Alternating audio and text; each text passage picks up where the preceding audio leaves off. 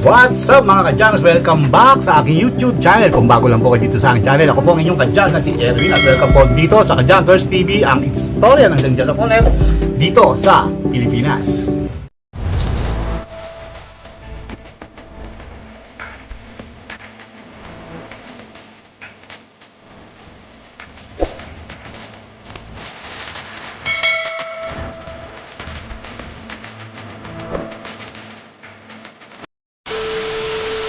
And today's video mga kadyans, magandang hapon sa inyo sa mga panig ng mundo. Ang oras na ay 3:50 na ng hapon at sa Friday ngayon. No? So welcome back. So may dalawang buwan tayong hindi nakapag-upload. So dito sa video to, isi-share ko sa inyo kung magkano na nga ba ang presyo ng scrap battery doon sa ating nirerektahan. Dahil kaninang umaga meron tayong pagkakataon na pumunta doon sa rektahan. Dahil kasi wala talaga akong idea kung magkano na nga ba ang mga scrap ngayon, lalo na yung scrap battery. So sa gagawin kong video sa pangalawang video na susundan nito ay yung mga scrap metals. So abangan nyo yan. Pero dito sa video to, pag-usapan natin kung magkano na nga ba ang presyo ng scrap battery doon sa ating nire-rektahan. No? So yan, huwag na natin patagarin. Kung handa na kayo, hawak na kayo ng lapis, ballpen at papel. Sisimula na tayo in 5, 4, 3, 2, 1. Ilista nyo na yan.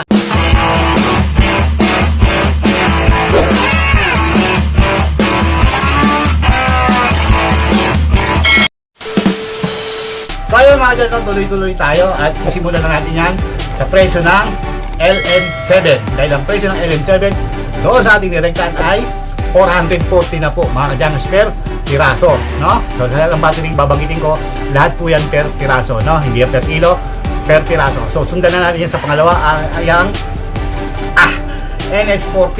So ang presyo ng NS40 doon sa ating rektahan ay 500 na mga dyan per piraso. So, napakataas na ng baterya ngayon, no?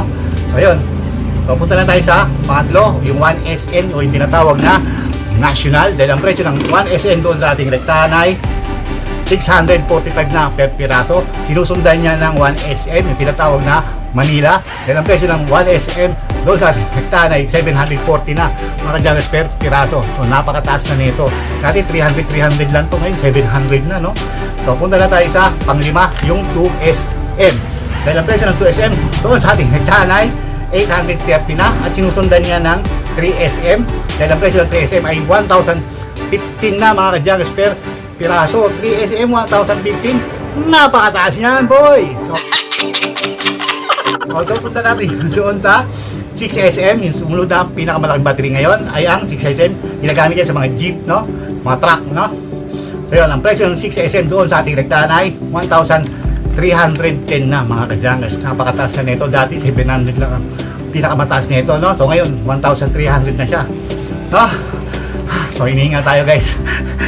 Wala tayong practice, no? So punta na tayo sa 2D. Ang sinusundan nito yung pinakamalaki na, yung 2D na tayo. So ang presyo ng 2D doon sa ating rektahan ay 1,810 mga kadyanes. At yung pinakamalaking baterya ngayon ay yung 4D. Siyempre hindi pa yung may sumusunod. Meron pa siyang susunod dyan na mas malaki, no? So presyo ng 4D doon sa ating rektahan ay 2,095 pesos per piraso. So napakamahal na yan, no? Per piraso yan, guys. So punta na tayo sa pinakamalaking baterya. Ito yung mga makikita nyo sa mga mixer, no? Sa mga, basta mga mixer. So yun, ang presyo ng 8D doon sa ating rektahan ay 2,695 na mga kadyanes per piraso. So yung mga nabanggit ko, gawin nyo lang yung guide. Pagkumpara nyo lang yan doon sa inyong mga binibentahan o pinagbabagsakan ng mga scrap battery. Pero hindi pa yan tapos, there's more.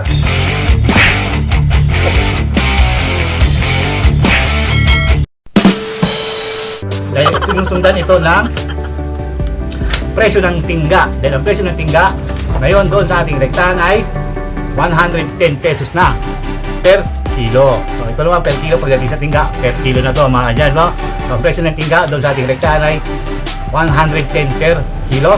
At syempre yung battery plates. So sa mga hindi nakakalam, ang battery plates, ito po yung laman loob na ng baterya, no? So ito yung mga tingga na nakagaling sa mga slot.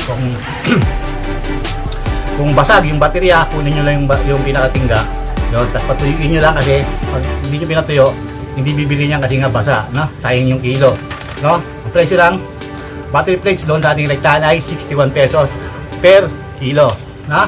So sinusundan naman yan ng MCB. Yung MCB naman yung tinatawag na motorcycle battery at kasama na dyan mga kadyans yung industrial battery. No? So ang babanggitin ko ay yung MCB dry.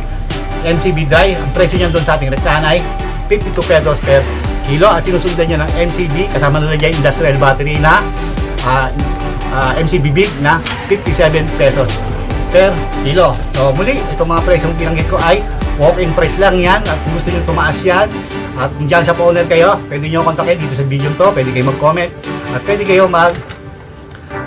bisitahin ang aking Facebook page na Erwin TV Official. So lahat ng mga nabanggit kong presyo, gawin nyo lang yung guide, ipagkumpara nyo lang yan doon sa inyong mga binabagsakan o nidirektahan na company o malaking junk shop niya, no? Gawin nyo lang yung guide, no? So sa mga bago, nagsisimula pa lang, video to ay para sa inyo.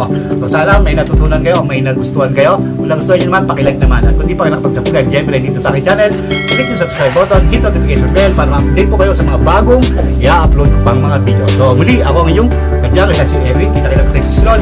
See you on my next vlog. Bye-bye mga kadyano. Peace out nyo. Watch for my second vlog sa Metals at Tanso. See you guys.